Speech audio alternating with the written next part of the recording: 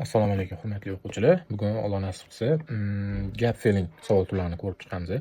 O'zi nisbatan qolgan savol turlariga qaraganda ancha oson. Faqatgina to'g'ri approach qilinadigan bo'lsa, ya'ni shu tekstga to'g'ri yondashuv qilishimiz kerak.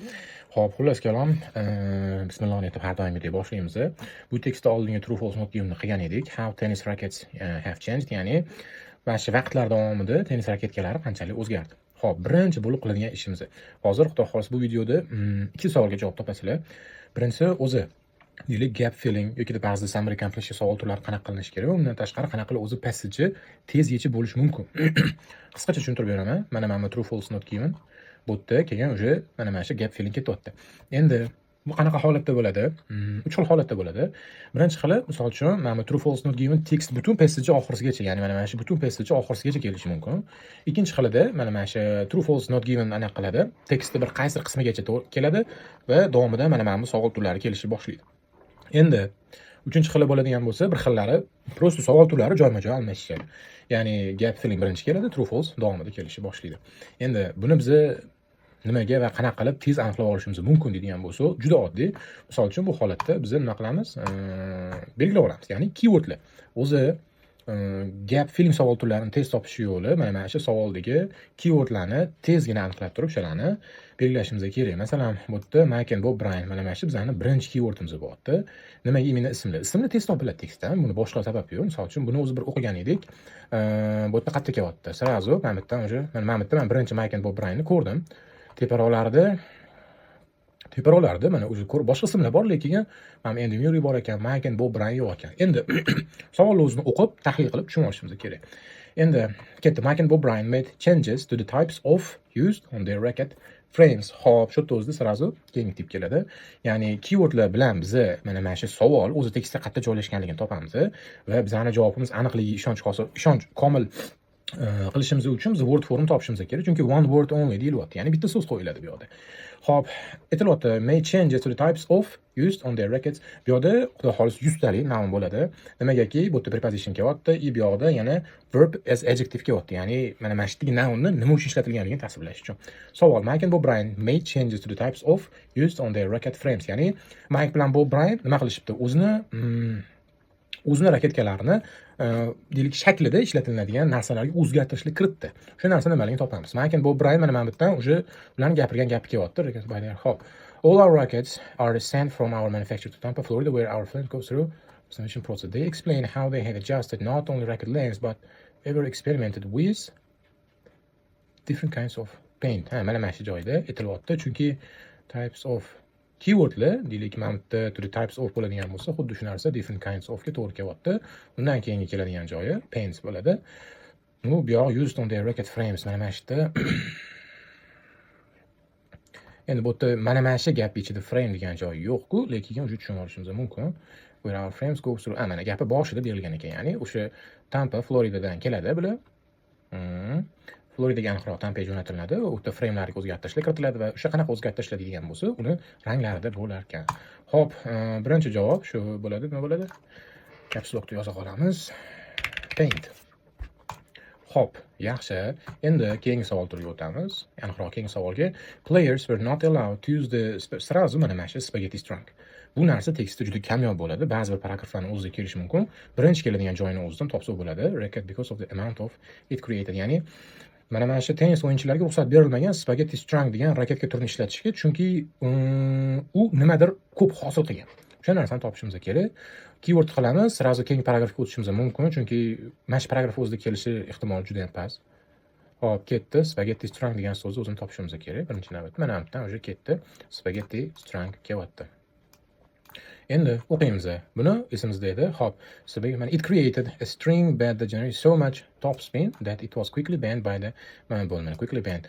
O'tdagi tekst ma'nosi bo'yicha mana players were not allowed, ya'ni mana shu playerlarga ruxsat berilmadi. Ruxsat berilmadi degan qismi tekstda mana shu yerda nima bo'lib kelyapti? Ya'ni ban qilingan. Ya'ni xuddi o'sha narsa ishlatishga taqiqlashgan. Nimani deydigan bo'lsa, chunki именно spaghetti strung degan raketkalarda ularda top spin bo'lgan. Adashmasam top spinning tarjimasi kuchli aylanma. Tennisga qiziqadiganlar bo'lsa, endi tushunsa kerak. Ko'p to'da, demak top spin bo'ladi. Kuchli aylanmasi javobi top spin bo'lar ekan. Buni bu yoqqa yoza qolamiz. Tushunarliroq bo'ladi. Top spin. Mana top spin. Ketdi, keyingisiga sirazi o'tamiz, vaqt yo'qotmaymiz. Changes to rockets can be registered as being as important as players' diets or the. Hop, mana shu savol turi, aniqroq shu savol oson qolganlarga qaraganda, chunki bu yerda hozir mana narsa ishlatilyapti. Yozishga harakat qilaman. Deylik, bir narsa keladi, kelgan deylik and deydi va ketdi yana bir narsa deydi. Yo'kida pastki holatda qanaqadir noun, verb, adjective keladi, undan keyin or deydi va mana shu narsa keladi. Endi nimaga bu narsa oson deydigan bo'lsa, bu holatda endi chap tomoni va o'ng tomonidagi so'zli shakli bir xil bo'ladi. Agarda noun bo'lsa, noun bo'ladi bu yog'i. Agarda deylik noun plural bo'ladigan bo'lsa, bu yoq qismi ham plural bo'ladi. Verb bo'ladigan bo'lsa, verb, gerund bo'ladigan bo'lsa, gerund bo'ladi. Topish juda ham oson. Xo'p, mana mana shu yerda bizga diet degan so'z ikkita shuni sinonimlari kerak bo'ladi. Da o'shandan keyin shuni yonidagi keyingi nounni olib sirasi ursa bo'ladi. Xo'p, changes can be as being as important as. Xullas kelam, mana shu 10-savolda aytilyaptiki, raketkaga kiritilgan o'zgartirishlar sportchilarning dietasi va bir narsasi kabi muhim bo'lishi mumkin. O'sha deylik dietasi va nima yana muhimligiga qarab aytamiz.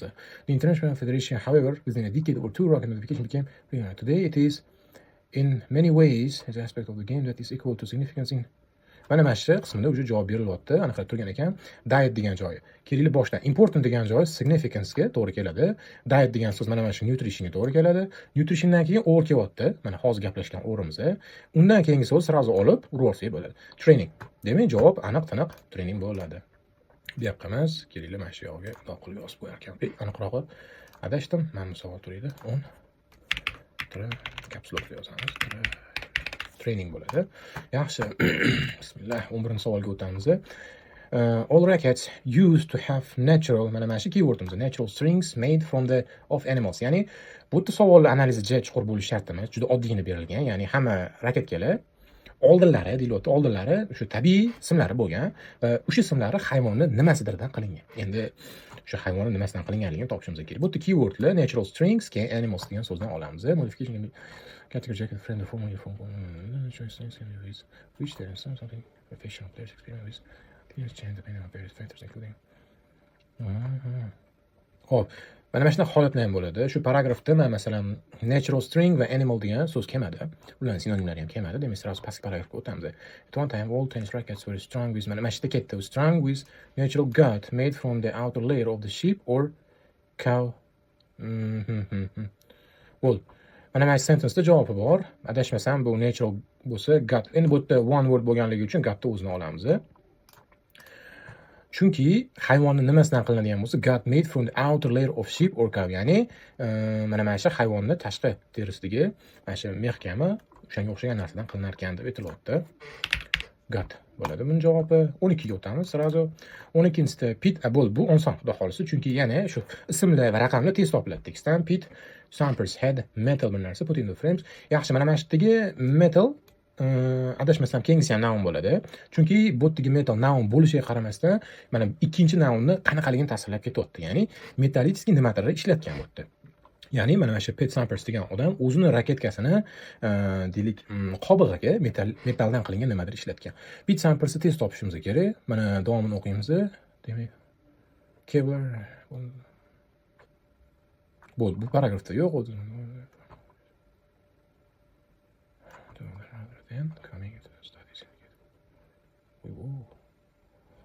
Bu yerda ham chiqmadi. Shu yerda hozir aytib o'tib ketaman sirazi. Sezayotgan bo'lsanglar, mana mana shu ikkita paragrafda javob chiqmayapti. Butun boshli paragraf tashlab ketilyapti. Bu narsa nimaga deydigan bo'lsa, bizda ma'nodagi true, false notga savollar borligini ham esdan chiqarmasligimiz kerak va bu narsa butun tekst davomida kelyapti. O'zi ko'pincha IELTS degan imtihonlarda bo'sh paragraf bo'lmaydi. Bo'sh paragraf faqatgina eng oxirgisi va kamdan kam holatda eng birinchi paragraf bo'lishi mumkin. Qolgan hamma paragraflarni обязательно ishlatilinadi. Xo'p, davomini o'qib, Pete Sampras bu yerda chiqmadi, mana bu yerdan o'qiymiz. Mana bu bo'ldi. Uje ko'zga tushdi. Pete Sampras degan odam. Bu savol esimizda nimaligi? Endi imенно metal nimaligini mana bu lead. Ha bo'ldi mana. Lead metal bo'ladi. Ketdi. The service of the professional player Pete Sampras was attributed to the addition of 45 lead weights onto his rackets. Ya'ni lead adashmasam to'g'ri sozlash so'zi imенно metal sifatida qanaqa tarjimaligi esimda yo'q, lekin metal qaysi turligi esimga tushdi. Ya'ni bu odam o'zini raketkalariga 4 ta va 5 tadan o'ziga qanaqadir led nimadirda og'irlikni o'zini raketkasiga joylashtirgan. Xo'p, demak bu yoqda led topdik, led metalga sinonim bo'lganligi uchun undan keyingi so'zni olib yozib qo'yamiz. Weights. Yaxshi. Xo'p, xudo xolisa yaxshi ketyapmiz. Keyingi savol turi. Bu yerda ham juda oson, chunki mana ham chiqdi. Change the on key circuit handles. Bu yerda ikkita so'z keyword bo'ladi. Gonzalo Olivera bilan va uni nimani o'zgartirdi? O'zini raketkasini ushlaydigan joylarini o'zgartirgan. Mana bu Gonzalo Olivera bor ekan. Uzr, bizga bu narsa kerak emas, bu kerak. Gonzalo Olivera replaced. Mana как раз chiqyapti. Change it o'zida yonida replace degan so'z bor ekan. The original grips of his racket with something thinner because they had previously left uncomfortable hold. Bo'ldi. The original grips of his racket with something thinner. Mana mana ishda grip degan so'z bunaqa bo'ladi. Yo, tepadan o'qiylik. Handles. To the frame, other players make different changes. The professional Portuguese player Gonzalo. Xullas kalom. E'tirotda nimani o'zgartirdi? O'zining raketkasini handlelaridagi griplarni o'zgartirgan bo'ladi. Something thinner because they had previously hold. Mana mana shunaqa qilib, xudo xolisi biz bu savol turlarini tugatdik inshaalloh. Bu savol turini yechayotganda ikkita narsa muhim. Birinchi navbatda keywordlarni to'g'ri topish. Nimagaki keywordlarni to'g'ri topadigan bo'lsa, biz tekstdan savol qattaligini topa olishimiz mumkin. Ikkinchi navbatda o'zi qaysi so'z turi kerak bo'ladi. Bu narsani aniqlash oson. Misol uchun one word bo'ladigan bo'lsa, one wordda tekstdan oldingi holatida, misol uchun an artikllari turgan bo'lsa, u yerda noun bo'ladi. Endi davomida masalan space keyingi spacedan keyingi sirazu keladigan so'z agarda noun bo'lmaydigan bo'lsa, u narsa bo'ldi, avtomatik noun bo'ladi. Agarda deylik artikl bo'lib turib, artikl bo'lgandan keyin davomida misol uchun nima keladi? Noun turgan bo'lsa, o'rtada adjective bo'ladi. Shotlarni o'sha grammatika ozgincha bo'lsa ham bilishimiz kerak. Undan tashqari, berilayotgan savolni tarjimasiga qarab turib ham примерно nima so'z haqida gap ketayotganini bilishimiz mumkin. Xo'p, bu video yoqqan bo'lsa, juda xursand bo'laman. Like qilinglar, komment yozinglar. O'zingizga yengillik bo'ldimi, yo'qmi? O'zi ochig'ini aytganda, bu juda oson savol turi. Baribir endi ayniqsa kirib kelayotgan o'quvchilar bo'ladigan bo'lsa, ularga manfaatli bo'ladi deb o'ylayman. Xo'p, hammaga rahmat. Mayli, omad o'qishinglarda.